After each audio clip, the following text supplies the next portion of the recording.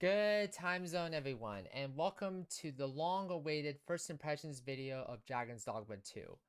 I would like to start off by saying I humbly apologize to my community for not getting this video out in a timely manner, mainly because I wanted to focus on so many things that I forgot to include a lot of things, and to long story short, it's been a hellish nightmare to even get an actual first impressions video out. I thought I was done with that 30 minute 38-second video. However, though, I felt like I feel personally that I felt like I left a lot of things out, and to better caution myself in the future for in-depth first impression reviews like this, I have decided to go on a script for this particular one. I thought I couldn't do it without a script this time around because I just play the game, show off the game. But for this special video, I want to stick to a script to mainly dive into the problems of the game, Capcom's response to the game, the decisions that were made for the game. And so, without further ado, I hope you enjoyed this video.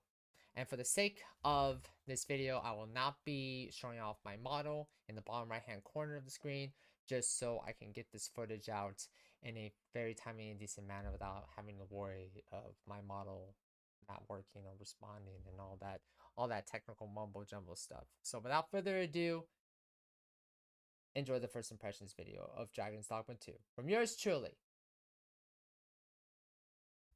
Alright, and here we go. To start things off, let's look at the options for this game. This is the settings I'm currently running on right now.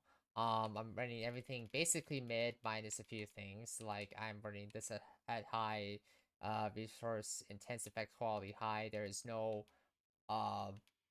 way of turning this down to medium. Because if you turn this down to low, it's basically Dragon's Dogma 1.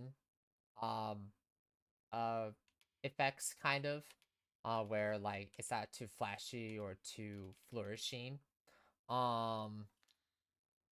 And apparently the settings for me, these settings for me actually work. Because right now the city frame rate is stabilized. It's not perfect, mind you. It's not perfect, mind you, as I'm still getting some dips here and there, but it is passable. And so if you run those settings now, I'm gonna also say this for the record. It's just it's just a variable decision. It's just a variable fix. I can't tell you if the fix is gonna help for you, but it did help for me. I mean, it's not entirely great, because again, like, depending upon where we go, depending upon where I go in the game, the frame rate might be fine in large open areas away from the city, but it might be atrocious in caves and stuff. And right now, now if this was on like high frame rate and stuff, this battle sequence would be so terrible right now, because the game would be struggling with all these character models and stuff on screen. And the reason why that is an issue is because Capcom in their infinite wisdom decided to throw everything in the kitchen sink by adding so many variables, so many things going on in the city of Burnworth. From the NPCs performing daily tasks, from the PCs doing their daily stuff. The city life of Burnworth changes between night and day. Day and night. Which is actually very interesting. This wasn't in Grand Soren in the first Dragon's Dogma game, but it is here in the second game, and that's where the issues are arising. Is that there's just too much going on for the game that shouldn't have these issues. It's the RE engine, for Christ's sake. If Resident Evil 7 and Resident Evil Village and I think Resident Evil 4 remake can run fine, then this could run fine too. Why is it not running fine? I have no idea. And for anyone says that is a system problem, it's a PC problem, you need to update your drivers. Even if you have updated your drivers and have 4090s and meet recommended specs, people are still reporting issues of performance optimization issues across the board.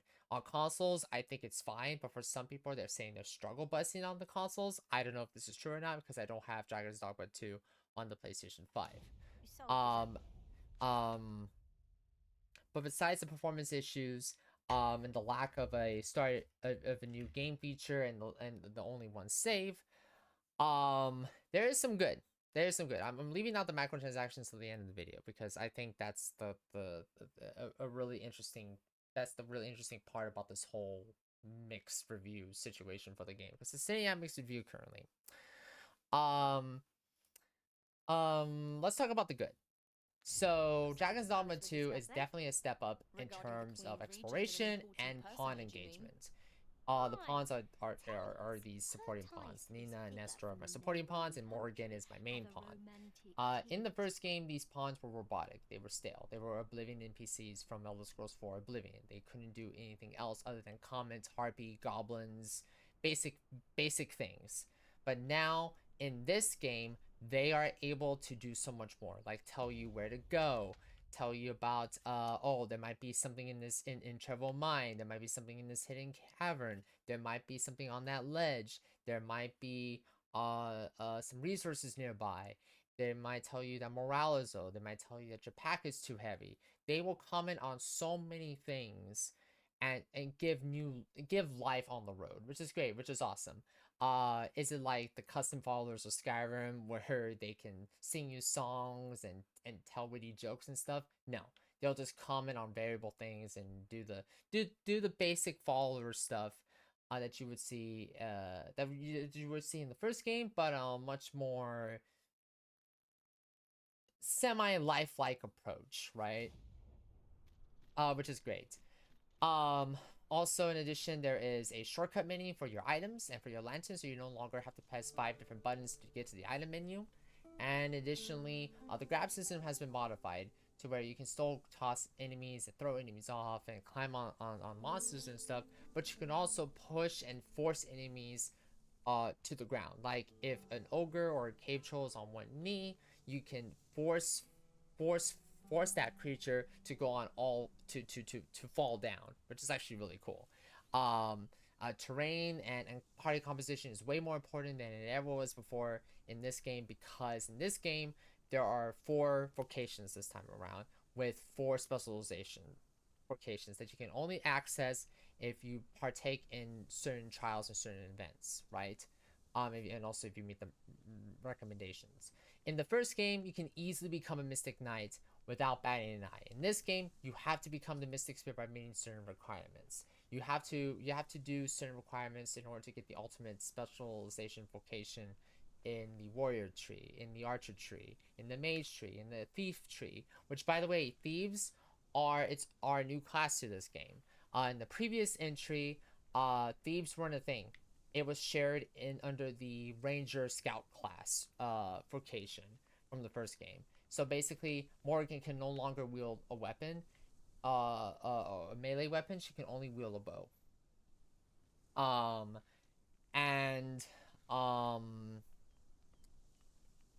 So yeah, party composition is very, very important. And also as of today, apparently as of yesterday, it has been reported that they have restored functionality to the Riftstones. So we're gonna actually come over here and check out the Riftstones.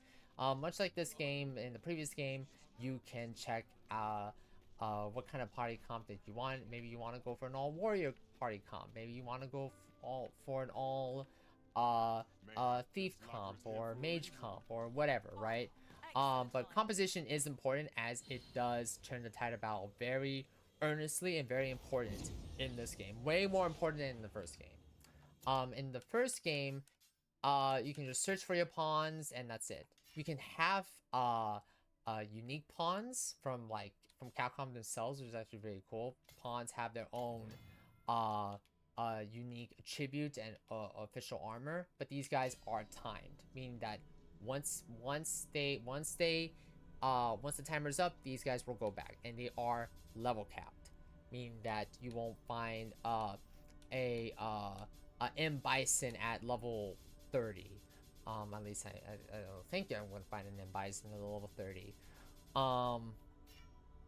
You could also set quests for your pawn to take part in other worlds. So how this works is that if you want a pawn if you want a pawn to earn money, a specific amount of money, by, say, doing this quest, right? Like saying defeating one Cyclops, then then you will get 10,000 gold. If you want a particular item from another player that takes your pawn along their quest, then if that pawn does complete it, then you'll get that certain item, or that pawn or that Arisen will get that certain item from your inventory. And it's actually really cool. Pawns get to do a whole lot more this time around versus as opposed to the first game.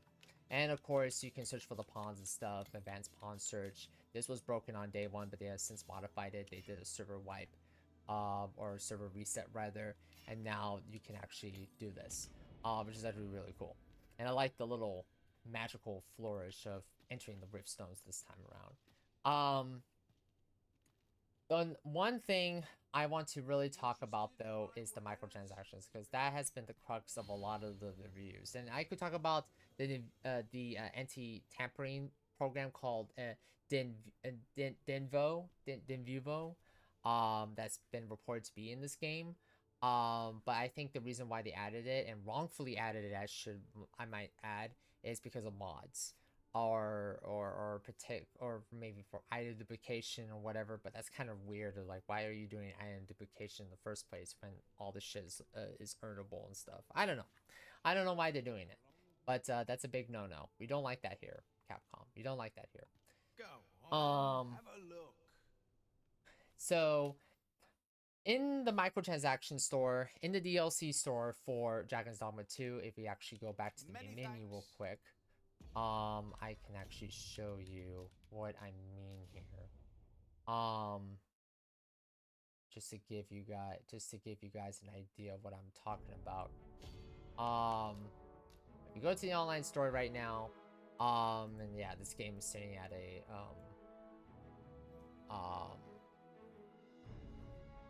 this game right now is sitting at a negative, mostly mixed review, mainly because a lot of people are blowing back at the criticism of the game.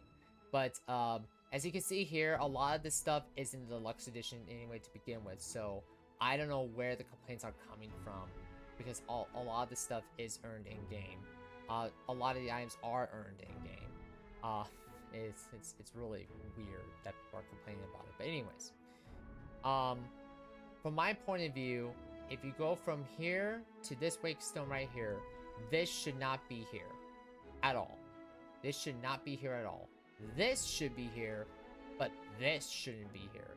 At the very least, if you're gonna add some of this stuff, if you're gonna add stuff like this, then this should be like end of game life cycle. Like, okay, we're done patching the game, we're done delivering the expansions, we're moving on to the next project, and this is what they should be doing. But no, instead they decided to release this on day one without the knowledge of reviewers and critics, YouTuber critics, you name them. No one knew that this was a thing until after the review embargo was up. So this was added afterwards. Fuck you, Capcom. And that's why a lot of people are very upset with them right now, and rightfully so. It's not just performance issues, the Denvo systems. It's not just the performance issues. What I'm trying to say is that when you combine all of this, from the performance issues to the unnecessary anti tampering program, that why in a single player game, and then you have the lack of basic game features like start a new menu game, or start a new game from the main menu, and the fact you have to go through the user data folder, through the Steam folder, just to get to those specific files, to delete those files, to play a new game. And then on top of that, this game is $70, and on top of that, you add the microtransactions post-launch. Is a big slap in the face to gamers, especially those who were waiting for this game forever. For 12 years, I believe that was the number that was thrown around. And for basically to get this slap in the face from them is absolutely preposterous, absolutely absurd, and absolutely dumb on all levels. Why? Why did you do this, Capcom? Why? I still don't know why people are defending this, because yes, it was seen in Monster Hunter World, and yes, Arrowhead Studios did this for Helldivers 2, but Arrowhead has said this point blank that that game was gonna have Super Earth credits that can be earned in game. You can still buy Super Earth credits, but you don't really need to, because you can still earn them in the game, which is awesome, which is great. Did Capcom do this? Did Capcom do the same approach? No. Instead, they said, yeah, it's not here. Release it after the review block goes up. Okay, boss, got it. And so, and that's ultimately where the crux of the complaints and the issues are coming from, is how they implemented the microtransactions, what can be considered to be called microtransactions, and why is it, like, for example,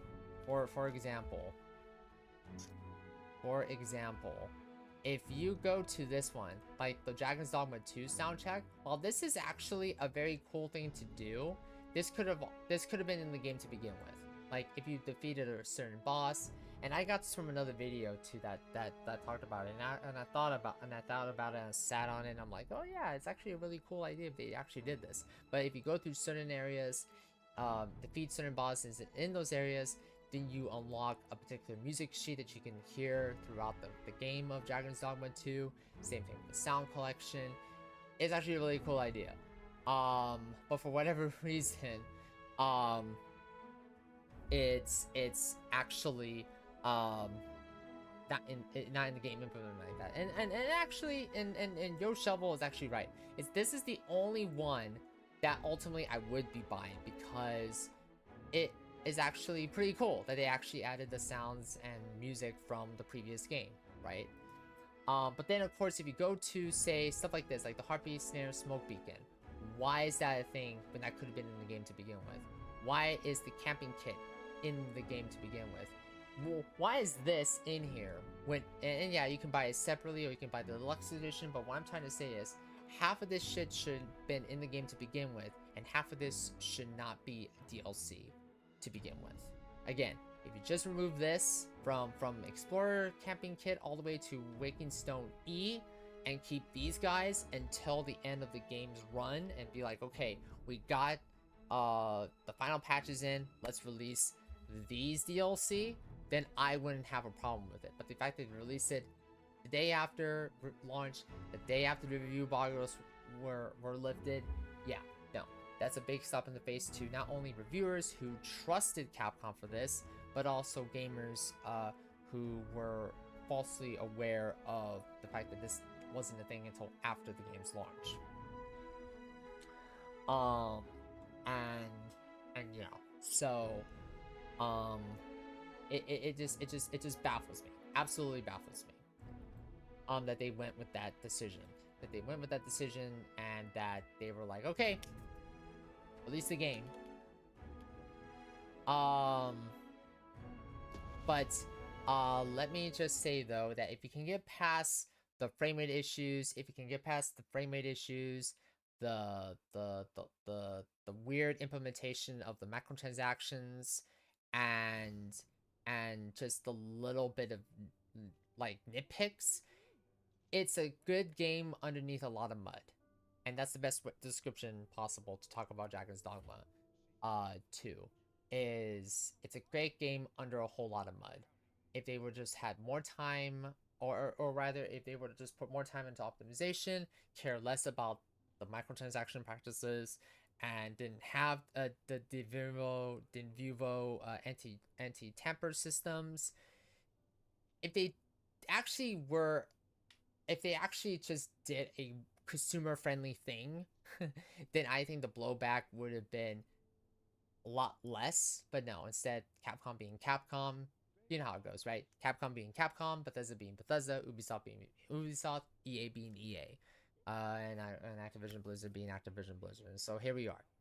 Here we are with a mixed review game at the price of $70 for microtransactions that don't need to be in the game to begin with. They can be earned, but they should not be part of the DLC branches until near end of game's life cycle, right? Until the expansions come out and the final patches come out, and like, okay, let's release the weird DLCs, right?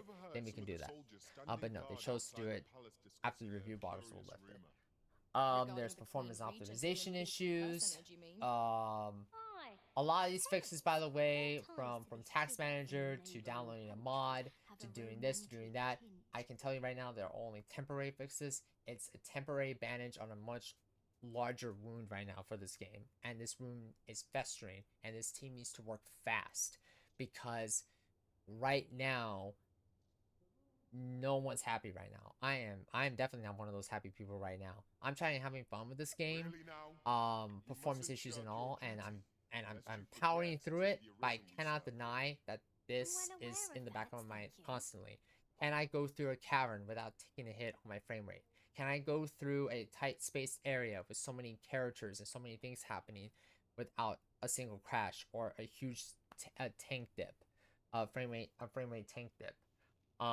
It's all things to consider, all things to be unawares of, right? And then on top of that, you have the same save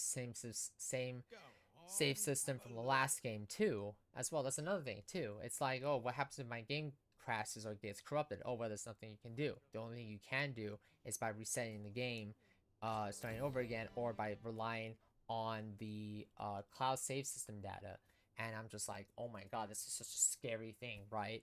And people were talking about the ideas of having a save system being paid for, or anything rather, really. Like, it's just so weird that they could have done so many different things with the DLCs that are more just like more bullshittier.